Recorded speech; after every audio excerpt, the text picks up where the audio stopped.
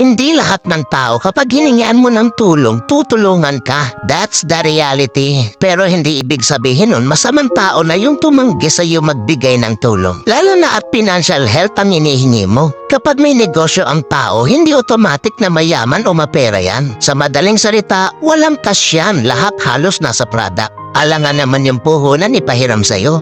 Huwag po natin i-normalize yung ganyang ugali na inoobliga yung hinihingian. Kapag may naitulong, thank you. Kung wala, move on. Walang responsibilidad ang tao sa'yo. That's a fact, not unless. Lahat ng tao may problema sa mundo. Hindi mo lang alam kasi nakapokus ka sa problema mo. Kaya kapag natanggihan ka, huwag magdamdam. Intindihin mo din yung taong hinihingian mo ng tulong. At the same time, bago ka humingi ng tulong, tulungan mo din ang sarili mo. Dahil di palagi may ibang tao na tutulong sa'yo.